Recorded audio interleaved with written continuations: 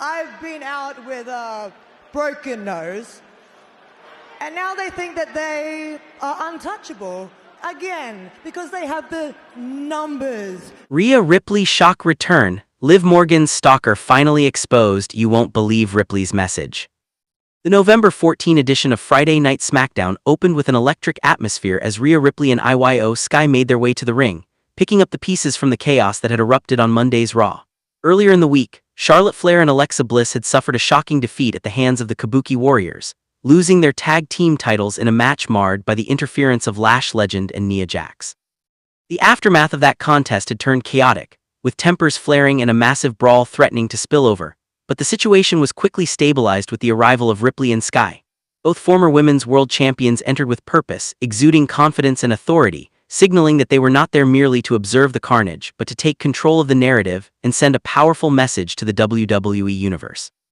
Ripley, returning to SmackDown for the first time since June 2025, carried herself with the aura of a dominant competitor, her presence immediately demanding attention. The night before Money in the Bank, she had triumphed in a 6-woman tag team match, showcasing her resilience and in-ring prowess. For Sky, this marked her first SmackDown appearance since October 2024, making the duo pairing a significant moment for the blue brand. Ripley had been sidelined recently due to a nose injury she suffered during a WWE event in Japan, making her return not just anticipated but essential to restore balance and excitement among the fans. As Ripley took the microphone, the crowd erupted, recognizing both her competitive spirit and the sense of anticipation she carried into the arena. The Eradicator addressed the audience directly, her words carrying weight as she made it clear that the Kabuki Warriors' reign as tag team champions did not equate to supreme power.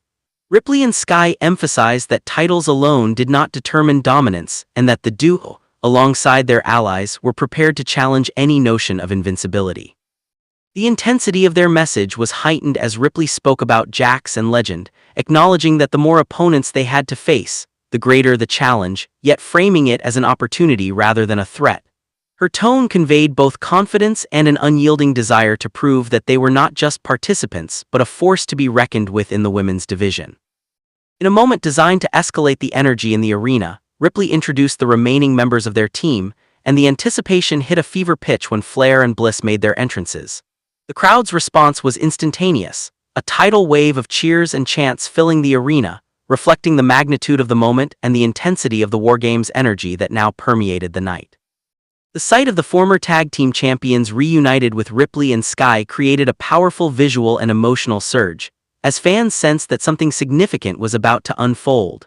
The chemistry among the four competitors was palpable, a mixture of mutual respect, competitive fire, and a shared mission to challenge the authority of the Kabuki Warriors and their allies. As the team stood united in the ring, the energy shifted from anticipation to tension, with the WWE Universe aware that the stage was being set for a confrontation that could alter the dynamics of the women's division. The narrative was clear. Ripley, Sky, Flair, and Bliss were not just responding to the chaos that had occurred earlier in the week. They were signaling a new chapter, one that promised intense rivalries, strategic alliances, and high-stakes battles. The moment captured the essence of professional wrestling storytelling, blending personal stakes with athletic competition and leaving viewers eager for the next development in this unfolding saga. The surprise and intensity of the segment left fans buzzing, as it not only reinforced Ripley's and Sky's status as dominant forces, but also highlighted the potential for explosive matchups in the weeks to come. With the promise of WarGames on the horizon, the confrontation set the stage for an unforgettable chapter in SmackDown history, leaving the audience on edge and hungry for every twist and turn that would follow. The night closed with a sense of anticipation as the four champions stood together, ready to face any challenge, and fully aware that the coming battles would define the next era of the women's division in WWE. Number 2. Liv Morgan's stalker exposed. Reached out to Devon Dudley before break-in attempt. The man accused of stalking Liv Morgan didn't just target the WWE superstar directly. He also reached out to WWE Hall of Famer Devon Dudley in the days leading up to the frightening incident. Devon recently shared the full story on the Duke Loves Wrastlin' podcast, detailing exactly how the bizarre and dangerous situation unfolded. What began as a strange, seemingly harmless request quickly escalated into a chilling series of events that highlighted the dangers wrestlers face when obsessive fans cross the line. According to Devon, the individual later identified as Sean Chan, initially reached out through Cameo, attempting to use the platform as a way to get closer to Liv Morgan. This one guy hit me up on my Cameo. He basically was asking me, "Hey Devin, can you help me meet Liv Morgan? I really want to meet Liv Morgan," Devon explained. He politely declined the request, emphasizing that any legitimate attempts to meet WWE talent needed to go through the proper channels. I go, "Okay, number one, I don't do that. You have to go through the proper personnel in WWE, but other than that, no, I cannot do that. I'm sorry."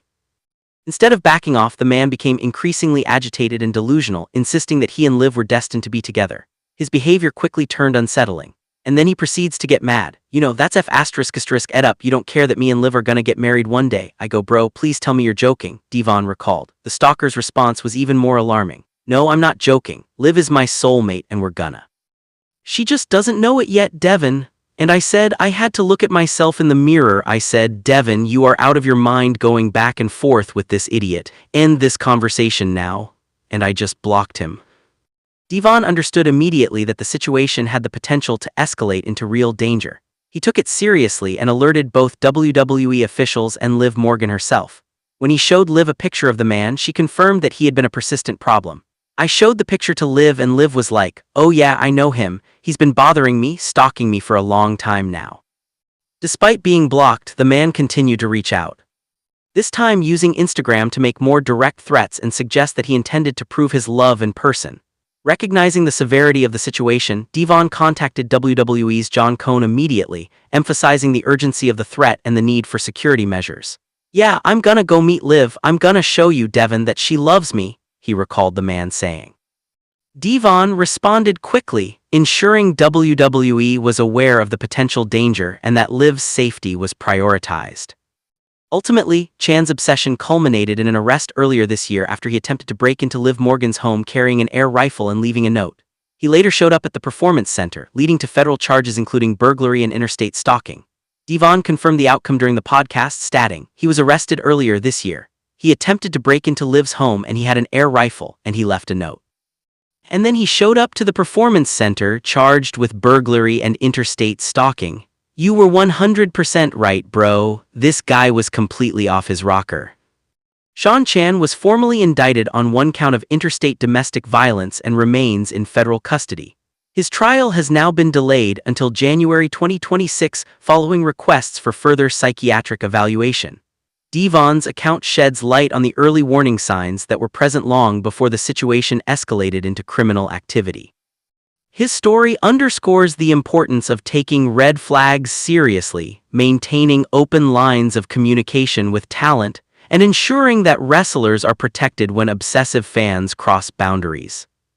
The case raises broader questions about how WWE and other organizations should handle fan interactions that turn dangerous.